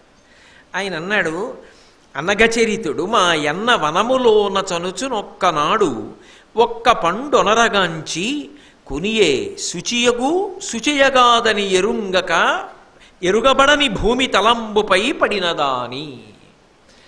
ఆయన అన్నాడు, మా అన్నయ్య ఉన్నాడే యాజులు, ఆయన చేయిస్తాడు నీకు ఈ యజ్ఞం. ఎందుకు చేయిస్తాడు అంటున్నావేమో, మా అన్నయ్య ఒక రోజున వనప్రాంతంలో వెళ్ళిపోతున్నాడు. వెళ్ళిపోతుంటే ఓ చెట్టు నుంచి కింద పడిపోయిన పండు ఒకటి కనపడింది. మా అన్నయ్య ఇక్కడ పడింది కదా, ఈ భూమి ఎటువంటిది, ఇది పవిత్రమైన ప్రదేశమేనా అపవిత్రమైన ప్రదేశమా ఏమో, అక్కడ ఏదైనా జంతువు మూత్ర విసర్జన చేసి ఉండొచ్చు, లేదా నరుడు మూత్ర విసర్జన చేసి ఉండొచ్చు, ఏదైనా జంతువు మల విసర్జన చేసి ఉండొచ్చు, అది మట్టిలో కలిసి ఉండుండొచ్చు. పండు పడిందనగానే తీయడమే. అది ఎక్కడ పడింది ఆయన చూడలేదు, ఎక్కడ పడిందో చూడలేదు, పండు దొరికింది తీసేసుకున్నాడు. కాబట్టి ఆయన నీకు చేయిస్తాడన్నాడు. ఎంత గొప్ప మాట అండి నిజంగా. అంటే అది పవిత్రమా అపవిత్రమా, అలా తీసుకోవచ్చా తీసుకోకూడదా, మా అన్నయ్య అయితే ఆలోచించాడు, దొరికింది కాబట్టి తీసేసుకున్నాడు. ఆయన దగ్గరికి వెళ్ళి చెప్పు నీ లెక్కలు చేయిస్తాడన్నాడు. ఏడాది సేవిస్తే ఈ జవాబు చెప్పాడు. ఆయన ఎంత నిర్భయుడో. అది చెప్పేటప్పుడు అన్నయ్యని నింద చేశాడా అంటే నింద చేయలేదు, ఓ జరిగిన సంఘటన చెప్పాడు. జరిగిన సంఘటన చెప్తూ అన్నయ్య మనస్తత్వాన్ని చెప్పాడు. మనస్తత్వాన్ని చెప్పి ఇది లోపల ఉన్న స్వభావం కాబట్టి నీకు యజ్ఞం చేయిస్తాడని చెప్పాడు. చెప్పి ఒక మాట అన్నాడు, ఫలాన్ని కోరుకోవాలి అనుకున్నవాడు ఉంటాడే, అంటే ఏదో ఒక ఫలాన్ని పొందాలనుకున్నవాడు దోషాన్ని చూడడం. అవతల వాడి దగ్గర దోషం ఉందా దోషం లేదా, ఇందులో దోషం ఉందా దోషం లేదా, ఇవేం అక్కర్లేదు, వాడికి అది దొరికిందా లేదా అదొక్కటే చాలు. ఇలా పుచ్చుకుంటే ఏమవుతుంది, వాడికి అక్కర్లా, ఇప్పటికి పుచ్చుకున్నానా లేదా అదొక్కటే. కాబట్టి దోషం గురించి ఆలోచించకుండా ఫలితాన్ని ఒక్కటే ఆలోచిస్తూ ఉంటాడు. 2, ఆయన పంచమహాయజ్ఞములు చేసినటువంటి వాడు. ఇది కితాబ్ ఇచ్చాడు అన్నగారికి. ఆయన ఎప్పుడూ పంచమహాయజ్ఞములను చేస్తూ ఉంటాడు. పైరు కోసేసిన తరువాత, పంట కోసేస్తారు కదా, కోసేసి ఇంటికి తీసుకెళ్ళిపోయిన తరువాత ఆ మడిలో అంటే ఆ పొలంలో జారి పడిపోయినటువంటి కంకులు ఉంటాయి. ఇంటికి తీసుకెడుతున్నప్పుడు జారి పడిపోయిన కంకులు, ఇక రైతు వాటిని తీసుకెళ్ళడం. అలా పడిపోయిన కంకులు, నేల మీద ఉన్న ధాన్యం ఏరుకుని పట్టుకెళ్ళి జీవనం చేస్తూ ఉంటాడు మా అన్నయ్య. కాబట్టి అటువంటి వాడు కాబట్టి తప్పకుండా నీ యొక్క కోరిక తీరుస్తాడు. ఇప్పుడు భిక్ష చేసి తపస్సు చేస్తున్నాడు, ఆ స్థితిలో ఉన్నాడు, ఆయనను ఆశ్రయించు అన్నాడు. ఇక్కడ ఒక్క విషయాన్ని బాగా పట్టుకోవాలి. యజ్ఞము చేయుట అన్నది ఒక మాట, మహాయజ్ఞము చేయుట అన్నది ఒక మాట. శాస్త్రంలో ఎక్కడైనా సరే యజ్ఞం చేయడం అన్నమాటే ఉంటుంది, మహాయజ్ఞం అన్నమాట ఉండదు. కానీ 5 యజ్ఞములకు మాత్రం మహాయజ్ఞములని పిలుస్తూ ఉంటారు. పంచమహాయజ్ఞాలు చేశాడండి అంటారు. నిజానికి యజ్ఞము అన్న మాట ఎక్కడ చెప్పినా సరే అది అగ్ని ప్రధానమై ఉంటుంది. అగ్ని ద్వారా దేవతలకు హవిస్సులు ఇచ్చారనుకోండి, యజ్ఞము హోమము అంటారు. హోమము అంటే అగ్ని ద్వారా హవిస్సు ఇవ్వడం. స్వాహ అన్న మంత్రాన్ని చివర పెట్టి అగ్ని ద్వారా దేవతలకు హవిస్సులు ఇస్తే యజ్ఞం చేశారు అని పిలుస్తారు. అది ఎంత గొప్ప యజ్ఞం అవనివ్వండి, యజ్ఞం అంటారు అంతే. కానీ 5 ఉన్నాయి, వాటిని మహాయజ్ఞములు అంటారు. కానీ చిత్రం ఏమిటంటే ఈ మహాయజ్ఞములకు అగ్నితో సంబంధం లేదు. అగ్నితో సంబంధము లేని ఈ 5 మహాయజ్ఞములు, ఇవి ఎవరు చేస్తున్నాడో వాడి పట్ల పరమేశ్వరుడు గొప్ప ప్రీతిని పొందుతాడు. యజ్ఞము ఎందుకు చేస్తారు అంటే 3 కారణములకు చేస్తారు. ఒకటి, యజ్ఞము చేస్తే ఏమవుతుంది, కొంత పుణ్యం వస్తుంది, స్వర్గలోకం వస్తుంది. లేదు, నువ్వు ఏమైనా కోరకపోతే పుణ్యం వచ్చి స్వర్గలోకం వస్తుంది. నువ్వు ఏమైనా కోరుకుంటే ఆ కోరిక తీరుతుంది. 3 దేశమంతా సుభిక్షంగా ఉండాలి, అదొక నిస్వార్థమైన యజ్ఞం, చిత్తశుద్ధి కలుగుతుంది. ఈ 3 దానికి ఫలితాలు. కానీ మహాయజ్ఞములు 5 ఉంటాయి. ఈ మహాయజ్ఞములు 5 నిజానికి వాళ్ళు వీళ్ళు అని తారతమ్యం ఉండదు. మనుష్య జన్మ ఎత్తినటువంటి ప్రతి వారు కూడా ఈ పంచమహాయజ్ఞములను చెయ్యవలసిందే. ఈ పంచమహాయజ్ఞములు చెయ్యడానికి అలవాటు పడిన వాడెవరుంటాడో వాడి పట్ల భగవంతుని యొక్క అపారమైనటువంటి ప్రీతి వర్షిస్తుంది, అందులో అనుమానం లేదు. ఏమిటా మహాయజ్ఞములు అంటే దేవయజ్ఞము. మొట్టమొదటి దాన్ని దేవయజ్ఞము అంటారు. దేవయజ్ఞము అంటే ఇప్పుడు నా శరీరం ఉందనుకోండి, ఈ శరీరమునందు దేవతలు ఆవహించి ఉంటారు అని వేదం చెప్తోంది. కాబట్టి ఈ శరీరమును పోషించడంలో కూడా దేవతల యొక్క అనుగ్రహం ఉంటుంది. నేను ఊపిరి తీస్తే తప్ప ఈ శరీరం నిలబడదు. ఈ వాయువు బ్రహ్మాండంలో ఉంటుంది. ఈ బ్రహ్మాండంలో ఉన్న వాయువు పిండాండంలోకి ఎడుతుంది, వెళ్ళిన తర్వాత మలినమైపోతుంది. మలినమైపోయినటువంటి ఈ వాయువుని మళ్ళీ ఎవరు పుచ్చుకుంటారు? బ్రహ్మాండం పుచ్చుకుంటుంది. ఈ పిండాండానికి ఆకలేసింది, ఇందులో అన్నం వెయ్యాలి. దీనికి అన్నం ఎవరిస్తారు? బ్రహ్మాండం ఇస్తుంది. అందులోంచి తీసి ఓ యాపిల్ పండు ఇందులో పడేశాను. ఇప్పుడు ఆ బ్రహ్మాండంలో ఉన్న యాపిల్ పండు పిండాండంలోకి వెళ్ళింది, ఇందులో పిప్పి మిగిలిపోయింది. ఈ మిగిలిపోయిన పిప్పి ఎవరు పట్టుకుంటారు? మళ్ళీ బ్రహ్మాండం పట్టుకుంటుంది. పిండాండానికి దాహం వేసింది, ఎవరు నీళ్ళు ఇస్తారు? బ్రహ్మాండం ఇస్తుంది. బయట నదులలో నీళ్లుంటాయి, చెరువులలో నీళ్లుంటాయి, ఆ నీళ్లు తీసి పిండాండంలో పోశాను. ఈ పిండాండంలో మళ్ళీ కాసిన నీళ్లు మిగిలిపోయాయి. ఇప్పుడు ఈ అశుభ్రమైనటువంటి మలినమైనటువంటి నీటిని ఎవరు పుచ్చుకుంటారు? మళ్ళీ బ్రహ్మాండం పుచ్చుకుంటుంది. దీనికి గాలి అవసరమైంది, ఎవరిస్తారు? బ్రహ్మాండం ఇస్తుంది. బ్రహ్మాండంలో గాలి పిండాండంలోకి ఎడుతుంది. పిండాండంలోకి వెళ్ళగానే ఆ గాలి మలినమైపోతుంది. మలినమైపోయిన గాలిని మళ్ళీ విడిచిపెట్టినప్పుడు ఎవరు పుచ్చుకుంటారు? బ్రహ్మాండం పుచ్చుకుంటుంది. బ్రహ్మాండము పిండాండము ఇలా సమన్వయమయ్యేటట్టుగా నేను కాదు చేస్తున్నది, దేవతలు చేస్తున్నారు. ఎందుకని? ఒక యాపిల్ చెట్టుకి యాపిల్ పండే కాసేటట్టు నేనా చెయ్యగలను? వసంత ఋతువు వచ్చిందని నేను మామిడి చెట్టుకి చెప్పానా? ఎలా కాసింది మామిడికాయ? అది పండాలని నేను నేర్పానా? అది ఎలా పండింది? అది నేను తినడానికి ఇంత సున్నితమైనటువంటి నోటిలో ఇంత కఠినమైన దంతపంక్తిని ఎవరు పెట్టారు?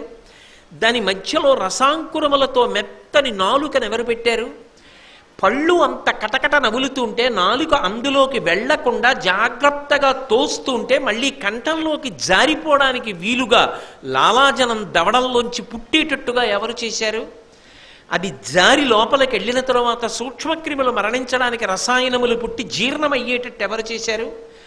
జీర్ణమైన తరువాత శక్తినంతటినీ శరీరం పుచ్చుకున్న తర్వాత పిప్పి బయటికి వెళ్ళడానికి ఎవరు ఏర్పాటు చేశారు?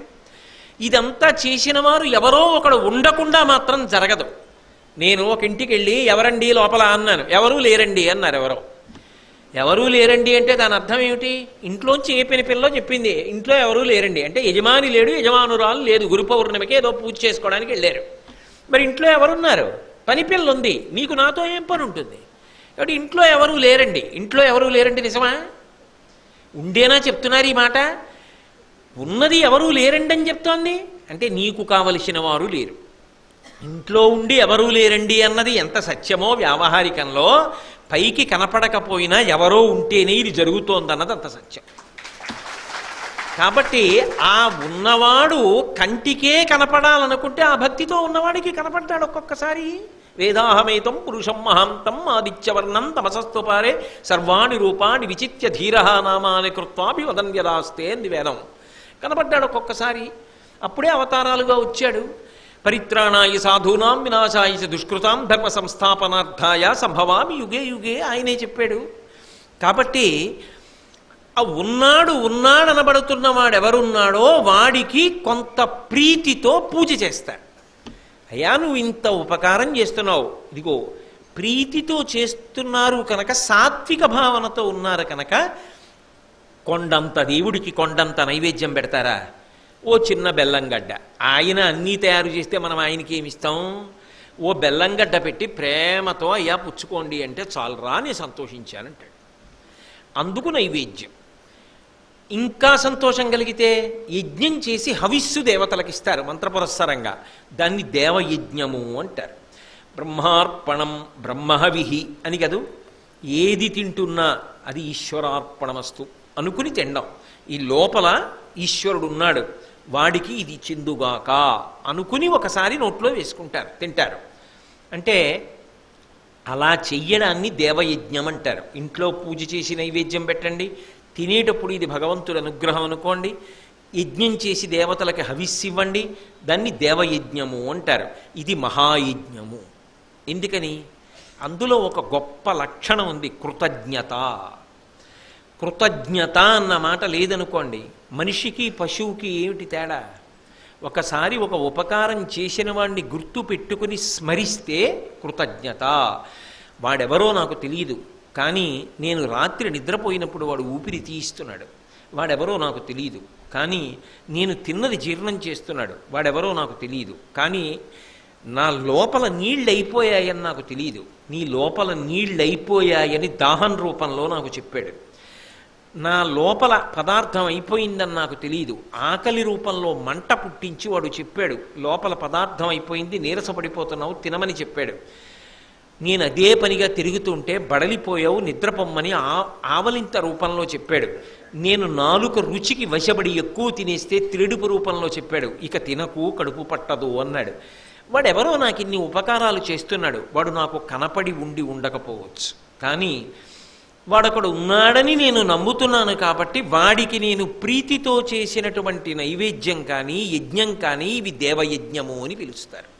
అందులో కృతజ్ఞతా లక్షణం ఉన్నది. అది విస్తరించిందనుకోండి, మీకు ఏ చిన్న ఉపకారం చేసిన వాళ్ళనైనా సరే మీరు ప్రేమతో చూడకుండా ఉండలేరు.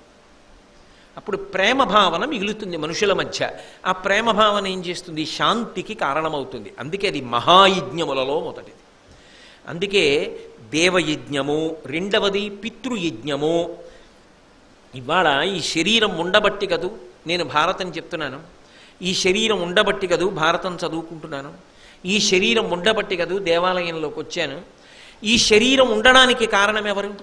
నా తల్లి తండ్రి.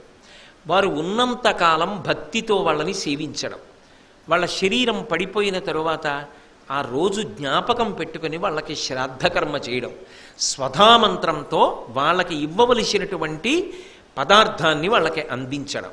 ఇది పరమ శ్రద్ధతో గౌరవంతో తల్లిని తండ్రిని జ్ఞాపకం పెట్టుకొని వాళ్ళు శరీరం విడిచిపెట్టేసినా సరే ఆ రోజు జ్ఞాపకం తెచ్చుకొని ఒక్కసారి తల్లిని తండ్రిని గుర్తు తెచ్చుకున్నవాడు ఎవరుంటాడో వాడు కృతజ్ఞతా లక్షణం ఉన్నవాడు, ప్రేమ కలిగినవాడు.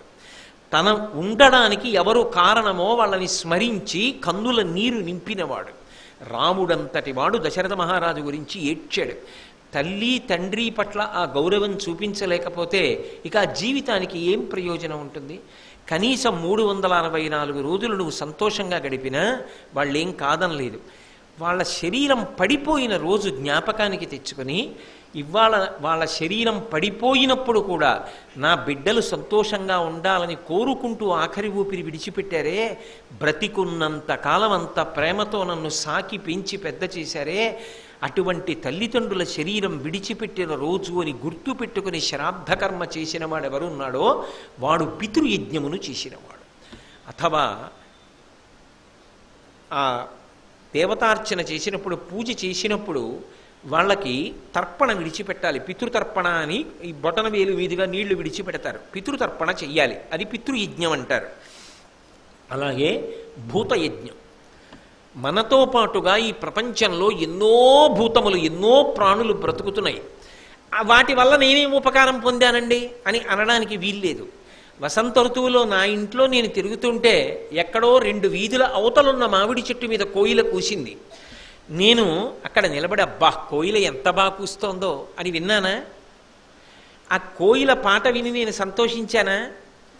నేను అలా వెళ్ళిపోతుంటే ఓ చిన్న పిల్లి పిల్ల ఆడుకుంటోంది. ఆ పిల్లి పిల్లని చూపించి చూడు పిల్లి పిల్ల ఎంత ముద్దుగా ఉందో మ్యావ్ అంటోందా అని ఆ పిల్లి పిల్లని చూపిస్తూ నా కొడుక్కి చిన్నప్పుడు అన్నం పెట్టానా? అది అలా ఆడుకుంటూ నాకు ఉపకారం చేసిందా? ఆవు పాలిచ్చిందా? తల్లి లేని పిల్లలు ఆవు పాలు త్రాగి బ్రతుకుతున్నారా?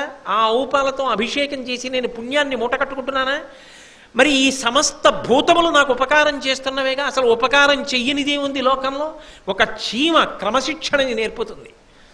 ఎప్పుడో వర్షాకాలం వస్తుందని ఇప్పుడు ఇంత పంచదార రవ్వ నోట్లో పట్టుకొని ఇలా మనుషులు తిరుగుతారని అలా గోడ నుంచి ఎవరికీ అందకుండా ఊచ పక్క నుంచి ఎక్కడి నుంచో ప్రయాణం చేసి ఎక్కడో ఉన్నటువంటి ఓ చిన్న కన్నంలో ఈ చిన్న చిన్న రవ్వలన్నీ దాచుకుని వానాకాలం వచ్చినప్పుడు బయటికి రాకుండా పంచదార రవ్వలు భోజనం చేస్తూ చక్కగా అందులో కూర్చుని కష్టపడి పనిచేయడం అంటే ఇలా బ్రతకడం నేర్చుకో అని నేర్పిందా చీమ నాకు? అసలు లోకంలో ఏ ప్రాణిది ఆ ప్రాణి అందం కాదు. నీటిలో తిరుగుతున్న చేప వంక చూస్తే ఎంత అందంగా ఉంటుంది. ఎప్పుడైనా ఇళ్లల్లో గాజుపేటికలో నీళ్లు పోసి చేపలు పెడతారు. అక్కడికి వెళ్ళి కాసేపు అలా నిలబడి చూడండి. ఆ చేపలు ఆగడం, కదలడం, తోక కదపడం, ఈదడం, వాటి మొప్పలు అందులో అవి ప్రాణవాయువుని గ్రసిస్తూ ఉండడం, ఆ చిన్ని చిన్ని నోళ్లు విప్పడం. ఇప్పటికీ ఆ అహోబల క్షేత్రానికి వెళ్ళినప్పుడు ఎదురుగుండా ఉన్న సరోవరంలో మనం దిగి నిలబడితే చేపలన్నీ వచ్చి పాదాలని కొరుకుతాయి. చిన్ని చిన్ని నోళ్లతో అవి పాదాలని కొరుకుతుంటే, పాదాల చుట్టూ చేపలు పట్టి కొరుకుతుంటే భలే విచిత్రంగా ఉంటుందో అనుభూతి. అక్కడ ఒక్క చోట ఏమిటో చేపలు అలా వస్తాయి. అలాగే శృంగేరిలో ఆ తుంగా నదిలో ఆ మరమరాలు వేస్తుంటే చేపలు గుంపులు గుంపులుగా వచ్చి తింటాయి. అందులో ఇలా వేస్తుంటే ఎగిరి పట్టుకు తింటుంటాయి. ఎంత సౌందర్యవంతంగా ఉంటుందో. ఒక కప్ప ఉభయచరం వాన కోసం బెకబెకలాడుతుంటుంది. ఏ ప్రాణి అందం ఆ ప్రాణిదే. చూడగలిగిన కన్నుంటే బొద్దింక కూడా గొప్ప అందమే. దేనికి ఉండవలసిన అందం దానికి ఉంది. తిరగబడితే బోర్లా పడలేదు. అదేమిటో దాని విచిత్రం. కాబట్టి ఇన్ని ప్రాణులు, ప్రతి ప్రాణి ఏదో ఒక ఉపకారం చేస్తోంది. ప్రతి ప్రాణి వల్ల బల్లి ఏమీ చేయలేదనుకుంటాం. ఎన్ని పురుగుల్ని పట్టి తింటుంటుందో అది. లేకపోతే అవన్నీ వచ్చి మీనబడి కుట్టేస్తే ఎన్ని విషజ్వరాలు వస్తాయి. ఆ బల్లులన్నీ పట్టుకు తింటాయి. లోకంలో ఉన్న ప్రాణులన్నీ నిజానికి మనుష్యునికి ఉపకారం చేస్తూనే ఉంటాయి. అయినప్పుడు నువ్వు అన్నం తినేసిన తరువాత ఏ మంత్రం అక్కర్లా, చేత్తో ఇంత అన్నం పట్టుకుని పిడచకట్టక్కర్లా, ఇంత అన్నం పట్టుకుని భూతబలి నాతో పాటుగా 4 ప్రాణులు బ్రతుకుగాక, బయటపడాయి, భూమిలో మట్టిలో వద్దు. తప్పలేదండి అంటే నేను కాదన్ను. ఈ చీమలైనా తింటాయి. సాధ్యమైనంత వరకు ఏ చెట్టు కిందో గట్టు మీదో పడేస్తే ఆ సమయానికి ఏ ఆకలితో ఉందో ఓ కాయకి వచ్చి 4 మెతుకులు తినమ్మయ్యా. వేళ పట్టున ఏ మహానుభావుడు పడేశాడో రా 4 మెతుకులు అనుకుందనుకోండి, అది చాలదా? తృప్తి పుణ్యం మాట పక్కన పెట్టండి. ఆకలితో ఉన్న కాకి 4 మెతుకులు తింటే చాలదా నాకు తృప్తి? నా ఆకలొకటి, దాని ఆకలొకట. ఓ కుక్క పరిగెత్తుకొచ్చి 4 మెతుకులు తిందనుకోండి, చాలదా? నువ్వు ఒక్కడివి బ్రతకడం అలవాటు చేసుకోకు. కనీసం నీతో పాటు 4 చీమలు, 2 కుక్కలు, 2 బల్లులు బ్రతకడం అలవాటు చేయి. అది నీ వలన బ్రతకాలి 4 ప్రాణులు. నువ్వు అన్నిటి వలన బ్రతికేయడం అలవాటు చేసుకోకు. నీ వలన 4 బ్రతకడం కూడా అలవాటు చేసుకో. భూతయజ్ఞం, భూత బలి అంటారు. అందుకే దేవాలయంలో కూడా బలిహరణ మంటపాలను ఉంటాయి. వాటి దగ్గర అమంత్రకంగా లోపల నైవేద్యం పెట్టే ముందు అమంత్రకంగా బలిహరణ మంటపం మీద పెట్టాలి. పెడితే పిల్లి ఇటువంటివి రాత్రిళ్ళు తిరుగుతూ కొంచెం తింటాయి. దేవాలయంలో మనుష్యులకి ప్రసాదం ఎలా పెడుతున్నారో వాటికి అందాలలాగా. కాబట్టి భూతయజ్ఞము అని చేస్తారు. మనుష్య యజ్ఞము 4వ యజ్ఞం. నీ ఇల్లు ఎప్పుడు నువ్వు తినడానికి, నీ భార్య తినడానికి, మీ అమ్మ తినడానికి, మీ నాన్నగారు తినడానికి తప్పని నేను అన్ను. కానీ ఎప్పుడైనా ఎవరైనా ఒక అతిథి రావాలి, గడప దాటి రావాలి, సంతోషంగా వాళ్ళకి వడ్డించాలి. చక్కగా వాళ్ళకి ప్రియమార వాళ్ళకి వడ్డించి వాళ్ళు కడుపు నిండా తిని వాళ్ళు వెళ్ళిన తరువాత ఆ మిగిలినది నువ్వు తినాలి. అతిథి యొక్క ఉచ్ఛిష్టం. వాళ్ళు తినగా మిగిలిన పదార్థం నేను తినడంలో ఒక గౌరవం ఉంది. ఆ వచ్చిన అతిథి పరమేశ్వర స్వరూపం. ఇవాళ ఈశ్వరుడు వచ్చి తిన్నాడు నా ఇంట. ఎప్పుడైనా ఒక్క 4 భోజనానికి పిలవడం నేర్చుకో. ఎప్పుడైనా ఓ 2 పలహారానికి పిలవాలి. ఇల్లాలు వండాలి. వండి చక్కగా ఇద్దరూ కలిసి వడ్డించి ఆ విస్తళ్ళు వాళ్ళు ఎత్తాలి. రామకృష్ణ పరమహంస అంతటి వాళ్ళు ఇంటి ఆ అన్నదానం చేసినప్పుడు విస్తళ్ళు ఎత్తేస్తే అందరూ చేత్తో ఎంగిలి తుడుస్తుంటే ఆయన గడ్డంతో తుడిచారు. ఎందుకని అడిగారు. అడిగితే పరమహంస అన్నారు, మా అమ్మ కాళికాదేవి ఇన్ని ముఖాలతో భోజనం చేసింది. మా అమ్మ తింటుంటే జారి పడిన మెతుకులు నా చేత్తో ఎత్తన, మెత్తటి గడ్డంతో ఎత్తుతున్నానని ఎత్తారు. అదొక గొప్ప సంతోషం. 10 మంది భోజనం చేసిన చోట విస్తరెత్తడం ఆనందపడవలసినటువంటి విషయం. వడ్డనకి నేను కానండి, విస్తరెత్తడానికి ఎవరో రావాలనకూడదు. సంతోషంగా విస్తరెత్తగలగాలి. నిజంగానండి ఈ జాతి గర్వపడదగ్గ విషయాలు కదండి. మహాత్మా గాంధీ గారి జీవిత చరిత్ర చదివితే కళ్ళమ్మ నీళ్ళు వస్తాయి. బాబు రాజేంద్ర ప్రసాద్ భారత రాష్ట్రపతి పదవిని అలంకరించిన వ్యక్తి. ఆశ్రమానికి వెడితే గాంధీ గారి దగ్గరికి నన్ను ఏ సేవ చేయమంటారని అడిగారు. కుష్ఠరోగుల పాయిఖానా తుడవండి అన్నారు. పరమ సంతోషంగా తుడిచాడు రాజేంద్ర ప్రసాద్ గారు. వాళ్ళ సేవా నిరతి అలా ఉండేది. అది ఏమిటన్నది కాదు, నేను చేశానా లేదా అన్నది ప్రధానం. అక్కడ భేషజాలు మళ్ళీ అహంకారాలు పనికిరావు. ఆ సేవ చేసేటప్పుడు సేవాభావంతోనే చెయ్యగలగాలి అంతే. దాని వలన సంతోషం.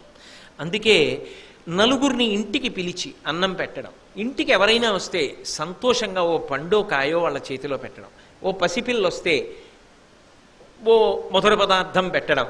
నువ్వు ఇంటికి వెచ్చాలు తెచ్చుకున్నప్పుడు కనీసం ఓ 4 బిస్కెట్ ప్యాకెట్లు కూడా తెచ్చి ఇంట్లో పెట్టి వచ్చిన వాళ్ళకి పెట్టగలగాలి.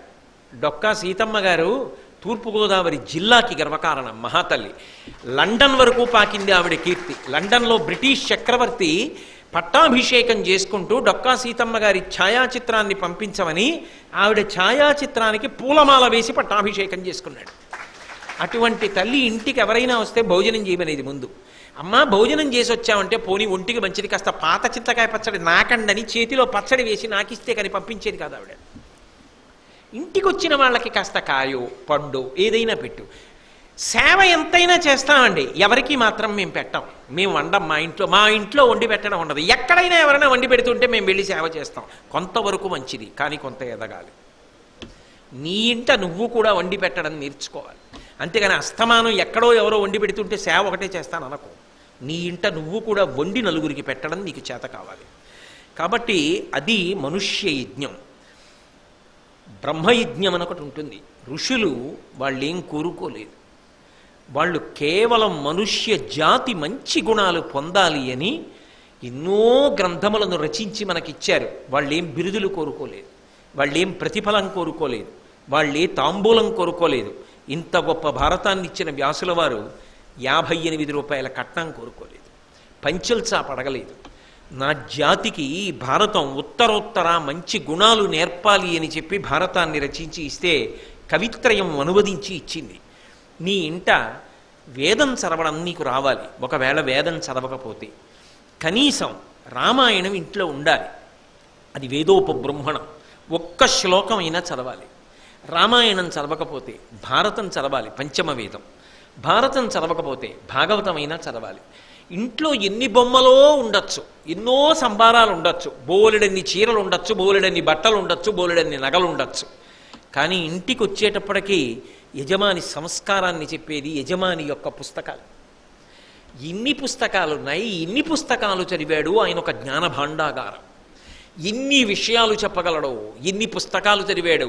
ఆయన ఇంటికి వెళ్ళి పలకరించి అలా అడగగలిగిన వాడు ఎవరైనా దొరికితే ఆయన ఎన్ని మాట్లాడతాడో, ఎన్ని పుస్తకాలు చూపిస్తాడో, ఎన్ని పంచుకుంటాడో.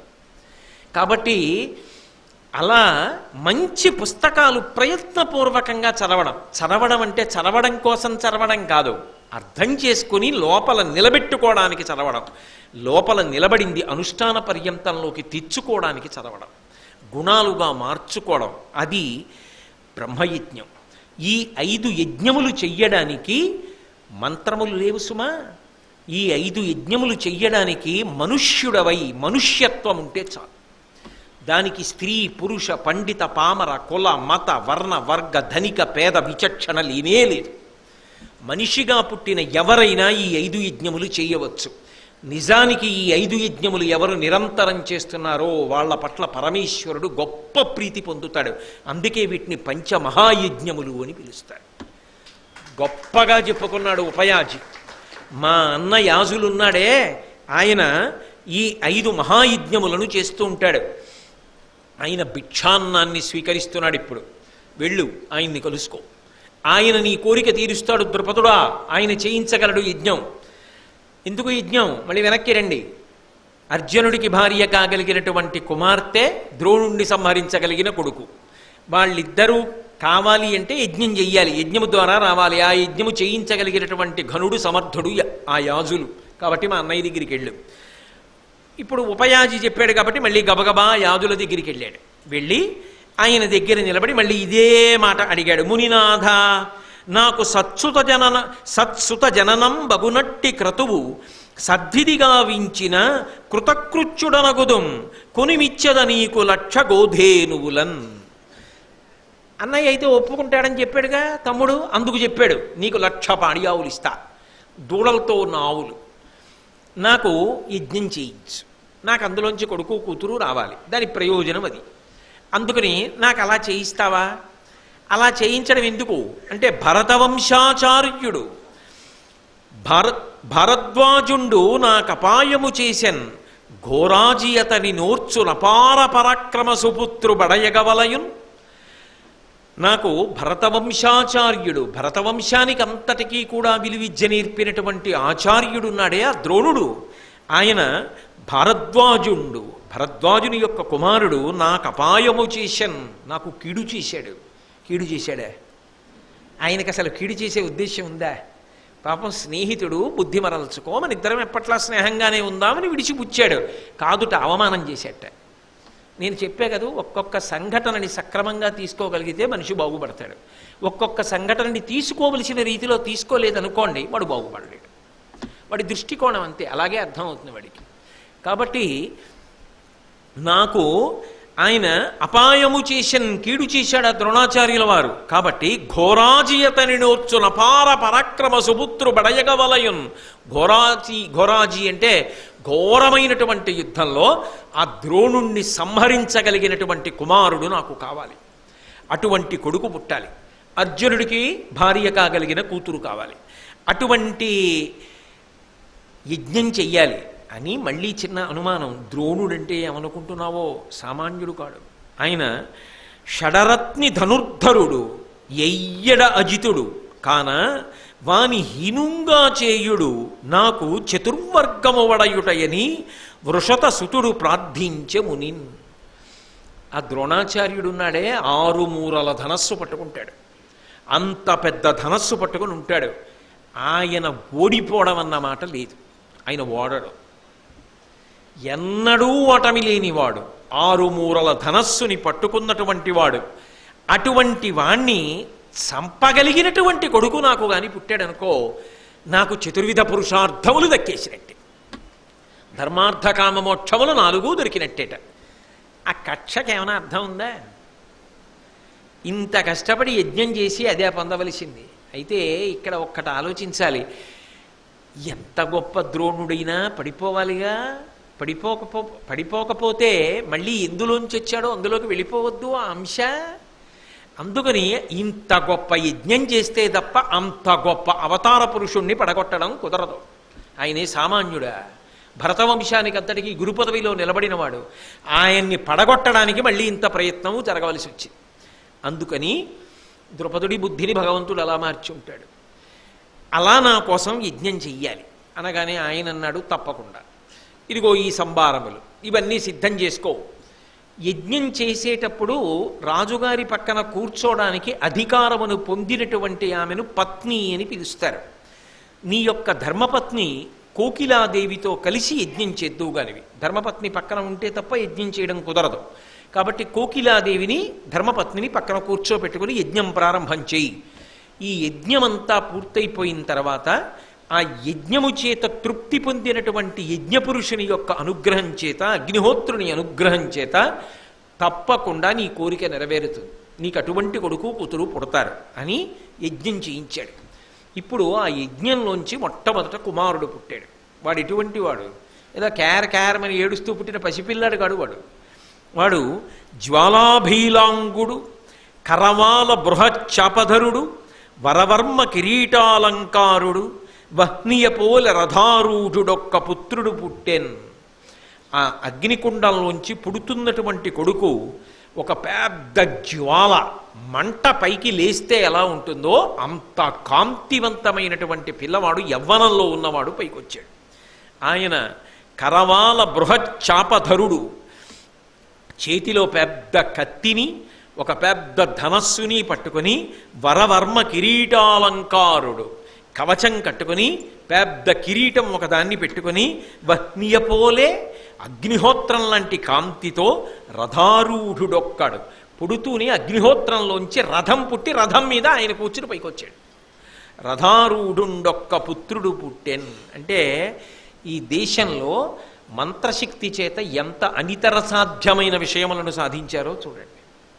కాబట్టి ఇప్పుడు ఆ పుట్టినటువంటి పిల్లవాడికి దృష్టజుమ్నుడు అని ద్రుపదుడు పేరు ఉంచాడు. లేదు అశరీరవాణి ఉంచింది, అంత గొప్ప తేజోమూర్తి కాబట్టి దృష్టజుమ్నుడు అని పేరు ఉంచారు. ఆ తరువాత అదే యజ్ఞకుండంలోంచి ఒక కన్యకామణి ప్రభవించింది. ఆమె కులపవిత్ర సితేతరోత్పల కోమలామలవర్ణ ఉత్పల సుగంధి లసన్మహోత్పల పత్రనేత్ర అరాళ కుంతల విభాసిని దివ్య తేజముదాల్చి ఒక్క కుమారి తజ్వలన కుండమునందు పుట్టె ప్రసన్నమూర్తి ముదంబుతోన్. ఆమె పేరు ద్రుపదుని యొక్క కుమార్తె కాబట్టి ద్రౌపది అని ఉంచబడింది. కులపవిత్ర, ఏ పిల్ల పుట్టిన కారణం చేత వంశమంతా పవిత్రమైపోయిందో అంత గొప్ప పిల్ల పుట్టింది. మహాపతివ్రత, మహాసాధ్వి ద్రౌపదీదేవి పేరు చెప్తే చాలు పాపాలు పోతాయి. అంతటి మహాతల్లి కులపవిత్ర, కులాన్ని పావనం చేయగలిగినది అంటే వంశాన్ని పావనం చేయగలిగినది. సితేతరోత్పల కోమలామలవర్ణ, తెల్ల కలువకి వ్యతిరేకమైనది అంటే నల్ల కలువ పువ్వు ఎలాంటి రంగుతో ఉంటుందో, ఎంత కోమలంగా ఉంటుందో అటువంటి కోమలత్వము కలిగినది. మిగిలిన వాటికన్నా నల్ల కలువ మీరు ఎక్కడైనా చూశారో లేదో, నల్ల కలువ యొక్క గొప్పతనమే వేరుగా ఉంటుంది అసలు.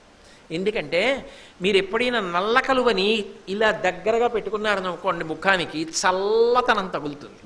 ఆ నల్లతనంలో చల్లతనం ఉంటుంది. పైగా నల్ల కలువ యొక్క రేకుల ప్రారంభ స్థానంలో దుద్దు చుట్టూ నీటి బిందువులు ఉంటాయి. అందుకే శంకరాచార్యుల వారు కూడా విచ్చుకొని నల్ల కలువతో అమ్మవారి కందులను పోలుస్తూ దృశాద్రగీయస్యాదరదళిత నీలోత్పల రుచా దవీయంసం దీనం స్నపయ కృపయా మమపి శివే అనేనాయం ధన్యో భవతి నచతే హానిరియత వనేవా హర్మ్యేవా సమకర నిపాతో హిమకరహ అంటారు. ఆ నీలోత్పలం, ఆ నల్ల కలువ అంత అందంగా ఉంటుంది. అసలు ఆ నల్ల కలువ ఏదో నలుపు నలుపు అంటున్నానని నలుపు తక్కువ అనుకునేరు. ఆ నల్ల కలువ అందం ఎలా ఉంటుందో, రంగు ఎంత అందంగా ఉంటుందో, దాన్ని ముట్టుకున్నప్పుడు అంత కోమలంగా ఉంటుంది. నల్ల కలువ ఎంత కోమల స్పర్శని కలిగి ఉంటుందో, ఆ నలుపులో ఎంత అందమైన కాంతి ఉంటుందో, నల్ల మబ్బులా అంత అందమైన కాంతి కలిగినటువంటి కాంతితో ద్రౌపదీదేవి పుట్టింది. మా తల్లి కామాక్షి నలుపు కాదా, కృష్ణ పరమాత్మ నలుపు కాదా, పార్వతీదేవి నలుపు కాదా, అంతకన్నా అందగాళ్ళు లోకంలో ఉన్నారా? కాబట్టి నలుపు అందం కాదని చెప్పినవాడెవరు? కాబట్టి కులపవిత్ర సితేతరోత్పల కోమలామలవర్ణ ఉత్పల సుగంధి, బాగా విచ్చుకున్నటువంటి కలువ పువ్వులోంచి ఎటువంటి గొప్ప సువాసన వస్తుందో అటువంటి సువాసన సహజముగా శరీరమునకు కలిగి ఉన్నటువంటి తల్లి. ఉత్పల సుగంధి లసన్ మహోత్పల పత్రనేత్ర, అరవిరిసినటువంటి కలువ పూల యొక్క రేకులు ఎలా ఉంటాయో అటువంటి కన్నులు కలిగినటువంటి పిల్ల. అరాళ కుంతల విభాసిని, వంకర తిరిగినటువంటి వెంట్రుకలు కలిగినటువంటి పిల్ల. దివ్యతేజము దాల్చి ఒక్క కుమారి, అపారమైనటువంటి తేజోమూర్తి. మరి అర్జునుడికి ఇల్లాలు కావలసిన పిల్ల కదా, సామాన్యంగా ఉన్న పిల్ల అయితే అర్జునుడికి ఇల్లాలు ఎలా అవుతుంది? అందుకని దివ్యతేజము దాల్చి ఒక్క కుమారి తజ్వలనకుండమునందు పుట్టే ప్రసన్నమూర్తి ముదంబుతోన్. ఆ అగ్నికుండంలోంచి ప్రసన్నమూర్తి అయి పుట్టింది. యజ్ఞకుండంలోంచి పుట్టింది కాబట్టి యాజ్ఞసేని అని పిలిచారు. నల్లపిల్ల కాబట్టి కృష్ణ అని పిలిచారు. ద్రుపదుడి కూతురు కాబట్టి ద్రౌపది అని పిలిచారు. 5గురికి భార్య అయింది కనుక పాంచాలి అని పిలిచారు. ఇన్ని పేర్లతో పిలవబడినటువంటి తల్లి కాబట్టి పాంచాల రాజకుమార్తె కూడా కదూ ఆమె. కాబట్టి ఇన్ని రకాలుగా ఆ ద్రుపదుని యొక్క కోరిక తీరగా ఆయన పరమానందపడిపోయేటట్టుగా ఆ యాజ ఉపయాజులిద్దరూ కలిసి యజ్ఞం చేసి ఎంతో సంతోషపడేటట్టుగా ఆ దృష్టజుమ్నుని యొక్క ద్రౌపదీదేవి యొక్క జననమునకు కారణమయ్యారు అన్న పవిత్రమైనటువంటి ఘట్టం. ఎందుకంటే ఇది దాటితే మళ్ళీ ఇంకొక రకమైన ఘట్టం వస్తుంది. ద్రౌపదీదేవి పుట్టడం అంటే అదే మాటలతో కూడుకున్న విషయం కాదుగా. రేపు చూస్తే గురు పౌర్ణమి, ఇవాళ చూస్తే ద్రోణాచార్యుల వారు అంత గొప్ప గురుదక్షిణ పుచ్చుకున్నాడు శిష్యుడి మీద వాత్సల్యంతో. యువతల ద్రౌపదీదేవి పుట్టింది. ఇంత గొప్ప మంగళప్రదమైన ఘట్టం దగ్గర ఇవాళ ఆపి మళ్ళీ రేపు 7 గంటలకి కలుసుకున్నప్పుడు ప్రవచనం ఉండదు. ఎల్లుండి 7 గంటలకి ప్రవచనం ఉంటుంది. ఎందుకంటే రేపు గురు పౌర్ణమి కదా. అందుకని రేపు గురు పౌర్ణమి సంబంధమైన ఉత్సవం నడుస్తుంది. తత్సంబంధమైన విషయాల్ని మీకు మనవి చేస్తాను. నేను మంగళం చెప్పాక దయచేసి ఒక్క 5 నిమిషాలు అలా కూర్చోండి. మంగళాశాసన పరై వదాచార్య పురోగమై సర్వైశ్చ పూర్వైరాచార్యై సత్కృతాయాస్తు మంగళం. మంగళం కోసలేంద్రాయ మహనీయ గుణాత్మనే చక్రవర్తి తనూజాయ సర్వభౌమాయ మంగళం. ఉమాకాంతాయ కాంతాయ కామితార్థప్రదాయిని శ్రీగిరీశాయ దేవాయ మలినాథాయ మంగళం. సర్వం శ్రీ ఉమామహేశ్వర పరబ్రహ్మార్పణమస్తు. స్వస్తి.